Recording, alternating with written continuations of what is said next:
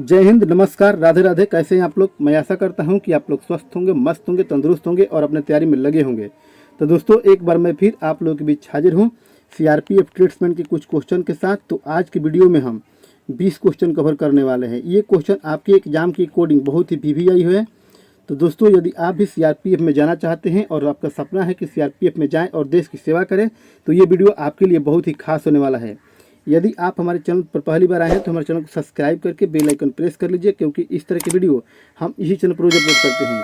और एक छोटा सा रिक्वेस्ट है दोस्तों कि यदि आप हमारे वीडियो को जब भी देखते हैं तो आप कलम और कॉपी साथ में रखिए, क्योंकि इसमें जितना हम एक्स्ट्रा फैक्ट बताएंगे उसको आप लिखते चलिएगा, क्योंकि यही एक्स्ट्रा फैक्ट से आपके सवाल बनते हैं।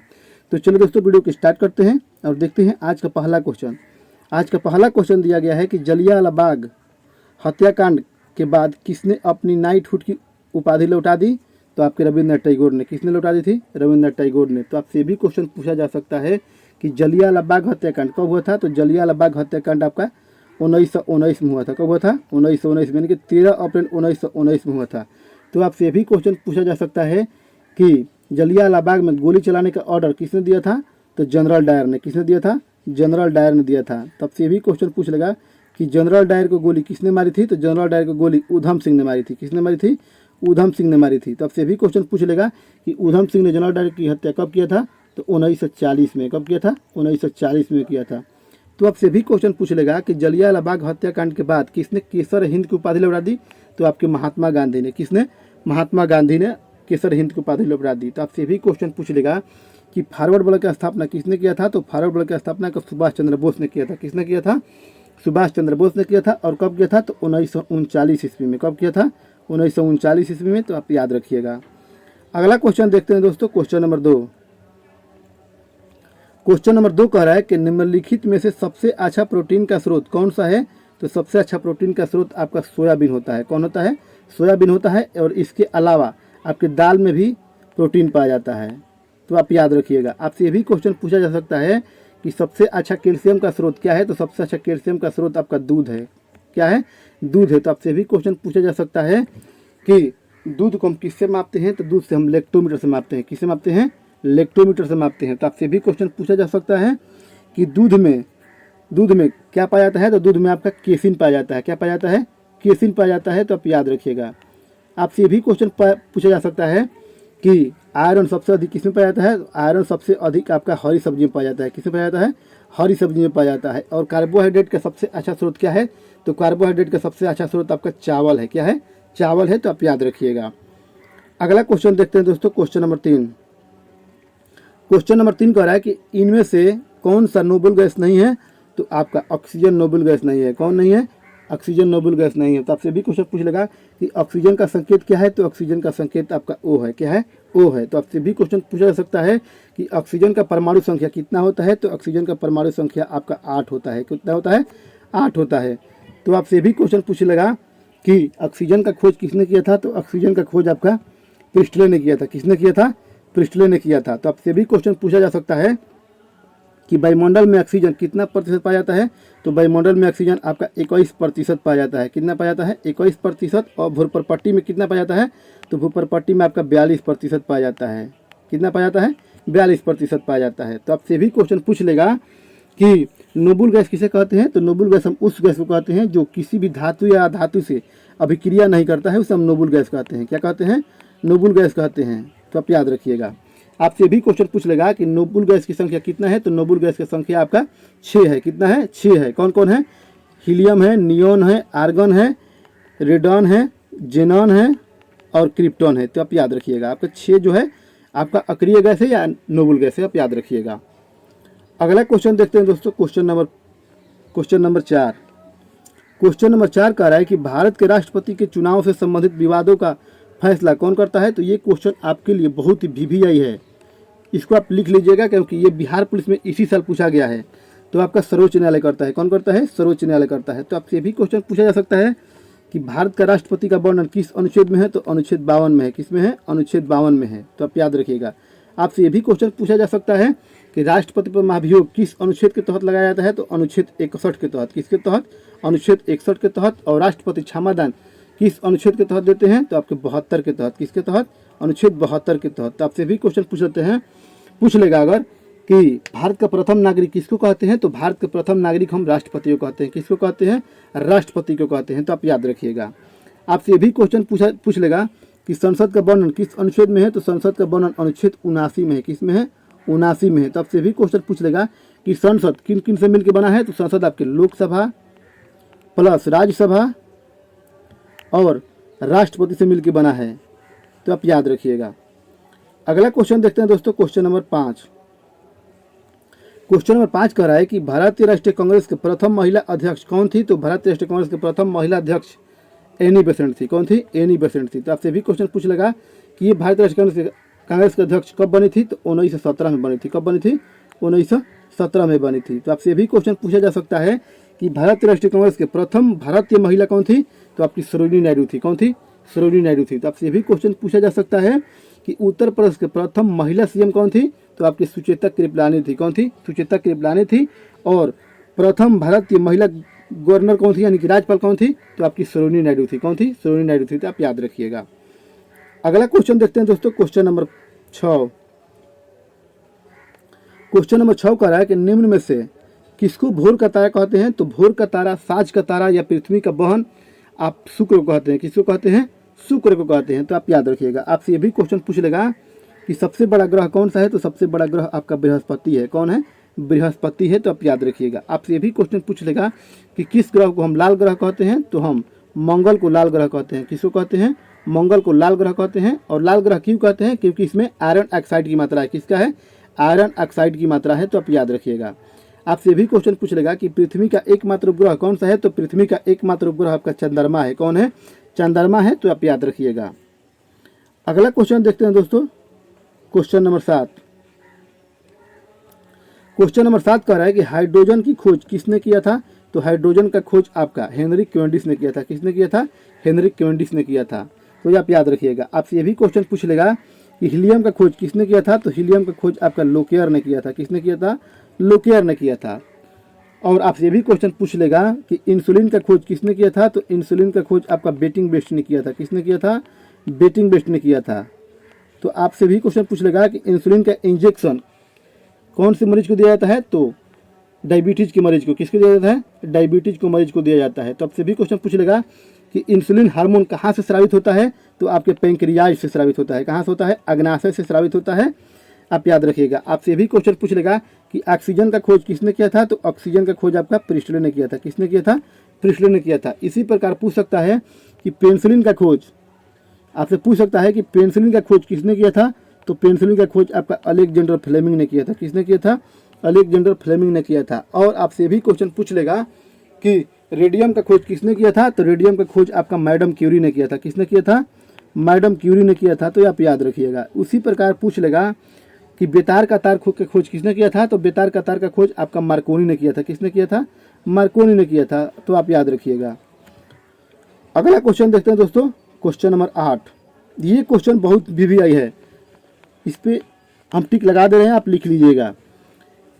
क्वेश्चन नंबर 8 कह रहा है कि यामा का लेखक कौन है, तो यामा का लेखक आपका महादेवी वर्मा है। कौन है, महादेवी वर्मा है। और महादेवी वर्मा को हम आधुनिक मीरा कहते हैं। क्या कहते हैं, आधुनिक मीरा कहते हैं। तो आप याद रखिएगा। आपसे ये भी क्वेश्चन पूछ लेगा कि रामचरितमानस का लेखक कौन है, तो रामचरितमानस का रचना आपका तुलसीदास ने किया है। किसने किया था, तुलसीदास ने किया है। तो आपसे भी क्वेश्चन पूछ लेगा कि गीतांजलि का लेखक कौन है, तो गीतांजलि का लेखक आपका रविंद्रनाथ टैगोर है। कौन है, रविंद्रनाथ टैगोर है। आपसे ये भी क्वेश्चन पूछ लेगा कि रविंद्रनाथ टैगोर को नोबेल पुरस्कार कब मिला था, तो 1913 में मिला था। कब मिला था, 1913 में मिला था। तो आप याद रखिएगा। अगला क्वेश्चन देखते हैं दोस्तों, क्वेश्चन नंबर 9। ये क्वेश्चन पिछली बार आया था, तो इसको आप नोट कर लीजिएगा कि सबसे अधिक लोकसभा का सीट किस राज्य का है, तो आपका उत्तर प्रदेश का है। किसका है, उत्तर प्रदेश का है। चाहे वो लोकसभा का हो या राज्यसभा का हो या विधानसभा का हो या विधान परिषद का, किसी का भी हो, सबसे अधिक सीट कहाँ का है, उत्तर प्रदेश का है। तो आपसे भी क्वेश्चन पूछ लेगा कि जनसंख्या सबसे अधिक किस राज्य का है, तो जनसंख्या भी सबसे अधिक आपका उत्तर प्रदेश का है। किसका है, उत्तर प्रदेश का है। तो आप याद रखिएगा। आपसे ये भी क्वेश्चन पूछ लेगा कि सबसे अधिक गन्ना का उत्पादन कौन सा राज्य करता है, तो गन्ना का सबसे बड़ा उत्पादक राज्य आपका उत्तर प्रदेश है। कौन है, उत्तर प्रदेश है। तो आपसे भी क्वेश्चन पूछ लेगा कि उत्तर प्रदेश की राजधानी कहाँ है, तो उत्तर प्रदेश की राजधानी आपकी लखनऊ है। कहाँ है, लखनऊ है। और किस नदी किनारे स्थित है? तो गोमती नदी किनारे स्थित है। किस नदी किनारे? गोमती नदी के किनारे स्थित है। तो आप याद रखिएगा। आपसे पूछ लेगा कि बिहार में लोकसभा का सीट कितना है? तो बिहार में लोकसभा का सीट आपका 40 है। कितना है? 40 है। और राज्यसभा का सीट कितना है? तो राज्यसभा का सीट 16 है। कितना है? 16 है। तो आप याद रखिएगा। आपसे भी क्वेश्चन पूछ लेगा कि बिहार का सीएम कौन है? तो बिहार का सीएम आपका नीतीश कुमार है। कौन है? नीतीश कुमार है। तो आप याद रखिएगा। अगला क्वेश्चन देखते हैं दोस्तों, क्वेश्चन नंबर 10। नदी से भी एक क्वेश्चन आपके पेपर में पूछा ही जाएगा। तो देख लेते हैं दोस्तों ये क्वेश्चन नंबर 10 कह रहा है कि अयोध्या किस नदी किनारे स्थित है? तो अयोध्या आपके सरजू नदी किनारे स्थित है। किस नदी किनारे स्थित है? सरजू नदी किनारे स्थित है। तो आपसे ये भी क्वेश्चन पूछा जा सकता है कि इलाहाबाद किस नदी किनारे स्थित है? तो इलाहाबाद आपके गंगा नदी किनारे स्थित है। किस नदी किनारे स्थित है? गंगा नदी किनारे स्थित है। तो आपसे ये भी क्वेश्चन पूछ लेगा कि अहमदाबाद किस नदी किनारे स्थित है? तो अहमदाबाद आपके साबरमती नदी किनारे स्थित है। किस नदी किनारे? साबरमती नदी किनारे। तो आपसे भी क्वेश्चन पूछ लेगा कि पटना किस नदी किनारे स्थित है? तो पटना आपकी गंगा नदी किनारे स्थित है। कौन सी नदी किनारे स्थित है? गंगा नदी किनारे स्थित है। तो आप याद रखिएगा। अगला क्वेश्चन देखते हैं दोस्तों, क्वेश्चन नंबर 11। क्वेश्चन नंबर 11 कह रहा है कि संविधान सभा की प्रथम बैठक कब हुई थी? तो संविधान सभा की प्रथम बैठक 9 दिसंबर 1946 को हुई थी। कब हुई थी? 9 दिसंबर 1946 को हुई थी। और आपसे ये भी क्वेश्चन पूछ लेगा उस समय अस्थायी अध्यक्ष कौन थे? तो सच्चिदानंद सिन्हा थे। कौन थे? सच्चिदानंद सिन्हा थे। तो आपसे ये भी क्वेश्चन पूछ लेगा कि अस्थायी अध्यक्ष कौन बने थे? तो अस्थायी अध्यक्ष डॉक्टर राजेंद्र प्रसाद बने थे। कौन बने थे? डॉक्टर राजेंद्र प्रसाद बने थे। वो कब बने थे? 11 दिसंबर 1946 को। कब बने थे? 11 दिसंबर 1946 को बने थे। तो आपसे ये भी क्वेश्चन पूछ लेगा कि चोरा चोरी हत्याकांड कब हुआ था? तो चोरा चोरी हत्याकांड आपका 5 फरवरी 1922 को हुआ था। कब हुआ था? 5 फरवरी 1922 को हुआ था। तो आपसे भी क्वेश्चन पूछ लेगा कि दांडी मार्च कब हुआ था? तो दांडी मार्च आपका 12 मार्च 1930 को हुआ था। कब हुआ था? 12 मार्च 1930 को हुआ था। तो आपसे भी क्वेश्चन पूछा जा सकता है कि आरबीआई का स्थापना कब हुआ था? तो आरबीआई का स्थापना 1 अप्रैल 1935 को हुआ था। कब हुआ था? 1 अप्रैल 1935 को हुआ था। और इसका राष्ट्रीयकरण कब हुआ था? तो 1949 को हुआ था। कब हुआ था? 1949 को हुआ था। तो आप याद रखिएगा। आपसे भी क्वेश्चन पूछ लेगा कि वर्तमान में आरबीआई का गवर्नर कौन है? तो शक्तिकांत दास है। कौन है? शक्तिकांत दास है। तो आप याद रखिएगा। तो दोस्तों वीडियो के बीच में एक छोटा सा रिक्वेस्ट है कि यदि आप हमारे चैनल पर पहली बार आए हैं तो हमारे चैनल को सब्सक्राइब करके बेल आइकन प्रेस कर लीजिए, क्योंकि इस तरह के वीडियो हम इसी चैनल पर रोज अपलोड करते हैं। तो चलिए दोस्तों अगला क्वेश्चन देखते हैं। अगला क्वेश्चन दिया गया है कि इंटरपोल का मुख्यालय कहाँ स्थित है? तो इंटरपोल का मुख्यालय आपका लियोन फ्रांस में है। कहाँ है? लियोन फ्रांस में है। तो आपसे ये भी क्वेश्चन पूछ लेगा कि इंटरपोल का स्थापना कब हुआ था? तो इंटरपोल का स्थापना 1923 में हुआ था। कब हुआ था? 1923 में हुआ था। तो आपसे भी क्वेश्चन पूछ लेगा कि WTO का मुख्यालय कहाँ है? तो WTO का मुख्यालय आपका जिनेवा में है। कहाँ है? जिनेवा में है। तो आपसे भी क्वेश्चन पूछ लेगा कि WHO का मुख्यालय कहाँ है? तो WHO का मुख्यालय भी आपका जिनेवा में है। कहाँ है? जिनेवा में है। जिनेवा कहाँ है? आपका स्विट्जरलैंड में है। कहाँ है? स्विट्जरलैंड में है। तो आपसे भी क्वेश्चन पूछ लेगा कि UNO का मुख्यालय कहाँ है? तो UNO का मुख्यालय आपका न्यूयॉर्क में है। और UNO का स्थापना कब हुआ था? 24 अक्टूबर 1945 को। कब हुआ था? 24 अक्टूबर 1945 को हुआ था। तो आपसे भी क्वेश्चन पूछ लेगा कि सार्क का मुख्यालय कहाँ है? तो सार्क का मुख्यालय आपका काठमांडू में है। कहाँ है? काठमांडू में है। तो आपसे भी क्वेश्चन पूछ लेगा कि सार्क का स्थापना कब हुआ था? तो सार्क का स्थापना 1985 में हुआ था। कब हुआ था? 1985 में हुआ था। और सार्क में कुल कितने देश हैं? तो सार्क में कुल 8 देश है। कितने देश हैं? 8 देश है। तो आप याद रखिएगा। अगला क्वेश्चन देखते हैं दोस्तों, क्वेश्चन नंबर 13। क्वेश्चन नंबर 13 कह रहा है कि इसरो का मुख्यालय कहाँ स्थित है? तो इसरो का मुख्यालय आपका बंगलोर में है। कहाँ है? बंगलोर में है। तो आपसे भी क्वेश्चन पूछ लेगा कि इसरो का स्थापना कब हुआ था? तो इसरो का स्थापना 15 अगस्त 1969 को हुआ था। कब हुआ था? 15 अगस्त 1969 को हुआ था। तो आप याद रखिएगा। तो आपसे भी क्वेश्चन पूछ लेगा कि DRDO का मुख्यालय कहाँ है? तो DRDO का मुख्यालय आपका नई दिल्ली में है। कहाँ है? नई दिल्ली में है। और DRDO का स्थापना कब हुआ था? तो DRDO का स्थापना 1958 में हुआ था। कब हुआ था? 1958 में हुआ था। तो आप याद रखिएगा। आपसे भी क्वेश्चन पूछ लेगा कि SBI का पूछ लेगा कि SBI का वित्तीय राजधानी कहाँ है? तो SBI का वित्तीय राजधानी आपका मुंबई में है। कहाँ है? मुंबई में है। और आपसे भी क्वेश्चन पूछ लेगा कि सेबी का मुख्यालय कहाँ है? तो सेबी का मुख्यालय भी आपका मुंबई में है। कहाँ है? मुंबई में है। और आपसे भी क्वेश्चन पूछ लेगा कि BCCI का मुख्यालय कहाँ है? तो BCCI का मुख्यालय भी आपका मुंबई में है। कहाँ है? मुंबई में है। तो आप याद रखिएगा। इसी प्रकार पूछ लेगा कि सिडबी का मुख्यालय कहाँ है? तो सिडबी का मुख्यालय आपका लखनऊ में है। कहाँ है? लखनऊ में है, तो आप याद रखिएगा। अगला क्वेश्चन देखते हैं दोस्तों, क्वेश्चन नंबर 14। क्वेश्चन नंबर 14 कह रहा है कि लाल रक्त कणिका शरीर के किस अंग में बनती है? तो आपके अस्थि मज्जा में बनती है। किस में बनती है? अस्थि मज्जा में बनती है। तो आपसे भी क्वेश्चन पूछ लेगा कि आरबीसी का जीवन काल कितना होता है? तो आरबीसी का जीवन काल 120 दिन होता है। कितना दिन होता है? 120 दिन होता है। और इसका मुख्य कार्य क्या है? तो इसका मुख्य कार्य है ऑक्सीजन का परिवहन करना। क्या है? ऑक्सीजन का हमारे शरीर में पहुंचाना। तो आपसे भी क्वेश्चन पूछ लेगा कि डब्ल्यूबीसी का मुख्य कार्य क्या है? तो डब्ल्यूबीसी का मुख्य कार्य है हमारे शरीर के अंदर जीवाणुओं को नष्ट करना। तो आपसे भी क्वेश्चन पूछ लेगा कि डब्ल्यूबीसी का कार्यकाल कितने दिन का होता है? तो 4 दिन का होता है। कितने दिन का होता है? 4 दिन का होता है। तो आपसे भी क्वेश्चन पूछ लेगा कि आरबीसी कहाँ जाकर नष्ट होता है? तो आरबीसी आपके प्लीहा में जाकर नष्ट होता है। कहाँ नष्ट होता है? प्लीहा में नष्ट होता है। तो आप याद रखिएगा। अगला क्वेश्चन देखते हैं दोस्तों, क्वेश्चन नंबर 15। क्वेश्चन नंबर 15 कह रहा है कि अकबर का भू राजस्व मंत्री कौन था? तो अकबर का भू राजस्व मंत्री आपका टोडरमल था। कौन था? टोडरमल था। तो आपसे भी क्वेश्चन पूछ लेगा कि अकबर का रक्षक कौन था? तो अकबर का रक्षक आपका बैरम खान था। कौन था? बैरम खान था। तो आपसे भी क्वेश्चन पूछ लेगा कि अकबर के दरबार के संगीतज्ञ कौन थे? तो अकबर के दरबार के संगीतज्ञ थे तानसेन। कौन थे? तानसेन थे। और आपसे भी क्वेश्चन पूछ लेगा कि अकबर के दरबार में महेश दास किसका नाम था? तो महेश दास बीरबल का नाम था। किसका नाम था? बीरबल का नाम था। अगला क्वेश्चन देखते हैं दोस्तों, क्वेश्चन नंबर 16। क्वेश्चन नंबर 16 कह रहा है कि मोहनजोदाड़ो किस स्थान पर स्थित है? तो मोहनजोदाड़ो आपका पाकिस्तान के सिंध प्रांत में है। कहाँ है? पाकिस्तान के सिंध प्रांत में स्थित है। तो आपसे भी क्वेश्चन पूछ लेगा कि लोथल किस राज्य में है? तो लोथल आपके गुजरात में है। कहाँ है?